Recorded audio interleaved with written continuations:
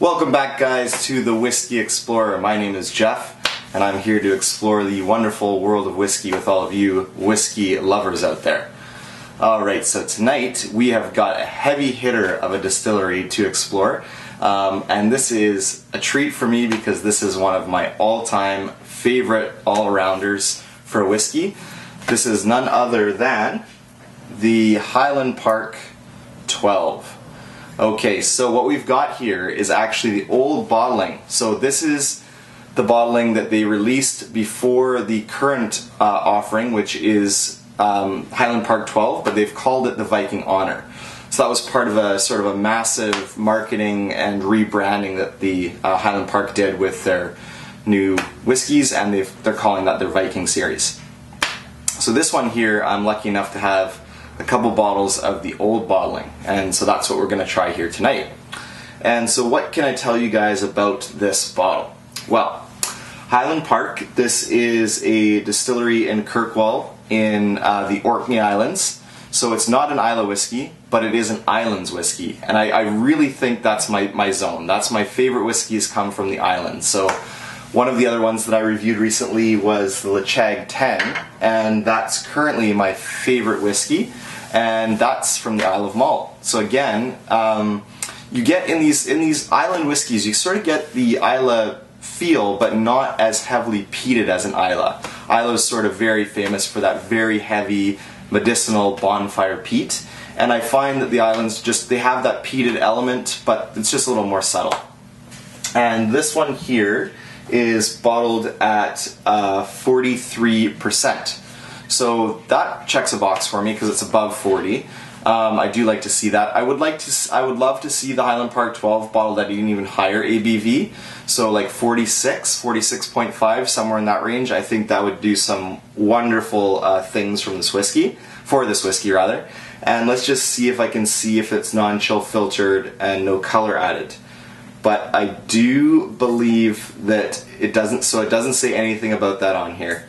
So it doesn't say anything about a chill filtration or coloring, so we have to assume that both are going on there.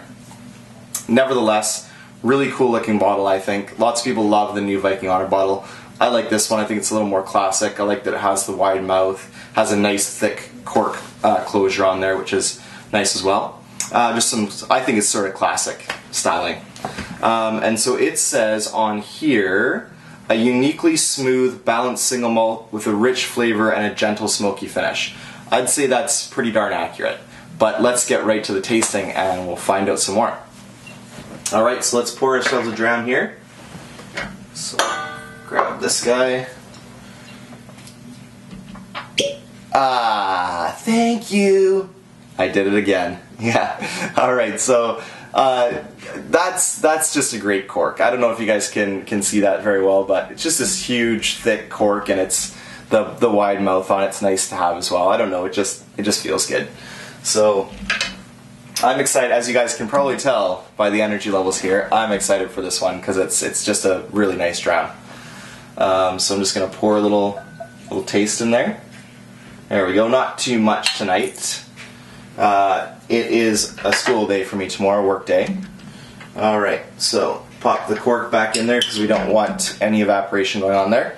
And we'll just take a look into the glass there for you guys. So I'll just try to inch a little bit more forward towards the camera there so you guys can get a nice look at the color. So definitely like a golden hue to that one. So almost like I would go with like a rich sunset. It's kind of going to be my descriptor for that one. And you may have seen me just looking in the glass there. I was looking in there to find something, and I do see a little bit of cork. But whiskey is not exactly the same as, say, when you cork a bottle of wine. So it doesn't contaminate to that same level where you've got that terrible taste of the whiskey afterwards. It does affect it, but not nearly as much. So we won't worry too much about that. And let's just take a little sniff. Wow, okay, so immediately, the very first thing I'm hit with is the smoke, which is really interesting because it's fairly light to medium smoke, I would characterize it as, but it's right away, it's immediate. And the smoke here that I got, the image that it popped in my mind right away was like after you blow out the candles on a birthday cake. It's kind of that type of smoke that I get. definitely a sweet smoke, and you do have sherry cask finishing for the Highland Park 12, so that's going to be the sherry influence coming out there. Is you definitely smell that, the sweetness in the whiskey for sure. I have an interesting fruit here that comes up, is like strawberry. So like strawberries and cream almost, like a really kind of sweet, fruity, almost like a dessert feel to the smell. And that's really about, I get honey for sure, maybe a little bit of heather, but that's about what I get on the nose there. So let's dip in for a taste here.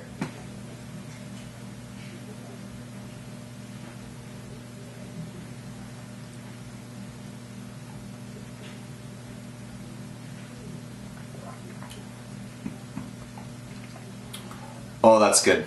That is a good dram. I love it. So now you guys may have noticed I poured the whiskey and drank straight away. That's not a great practice.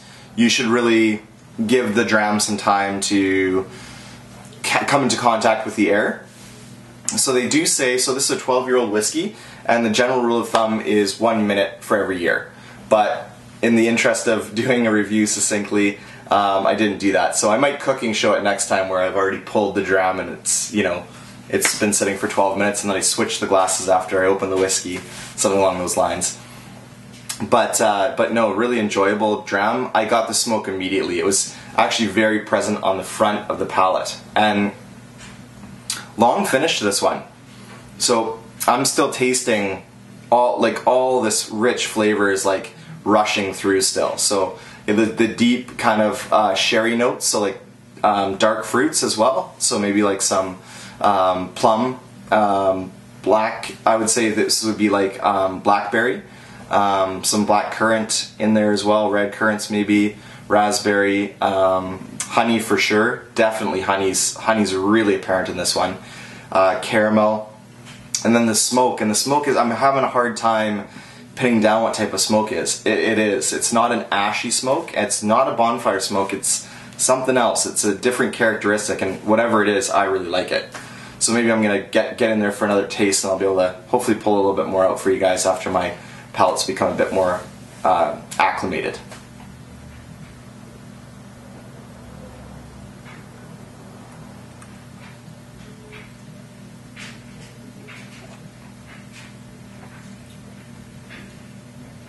Even better on the second sip.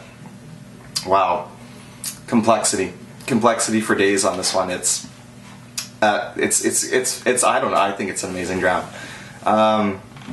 So the smoke, I can't help you guys with that one. I can't put my finger on it.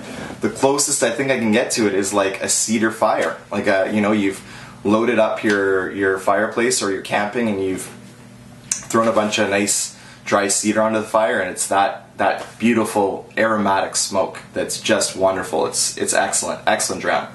And then you get all this honey and sweetness and heather and butterscotch, caramel. All those flavors are melding together, so the balance on this is just fantastic. It's a crazy good dram. And a note on the price point.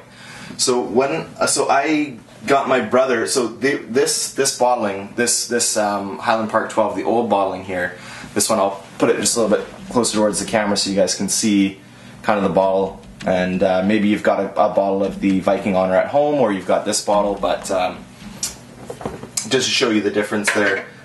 This bottling I couldn't find anymore here in Victoria, so I actually had my brother in Calgary pick me up a couple of those bottles so that I'm gonna drink one and hoard one. So the hoard one it's an essential bottle for me. So I considered at the time when he did that of getting 3 bottles, but I thought, you know, maybe that's a little crazy. So I didn't, and now I'm almost thinking maybe I should. And when I actually went to visit him in Calgary later, we were still able to find it on the shelves, so maybe that's something I'll try. But price point on this one, so when I bought my first bottle of Highland Park, I think that I paid $62 or $63.99 at the BC liquor store. So roughly $65 is an incredible value for a 12-year-old whiskey that is this good. And if you talk to people in the whiskey world, other whiskey reviewers, other whiskey tubers, you will notice that people will say the Viking Honor 12-year expression, that's the current 12-year offering from Highland Park right now, is a good dram, this one is an exceptional dram. So that is why I like this one so much. Alright, one last sip, then I'm going to bid you guys adieu.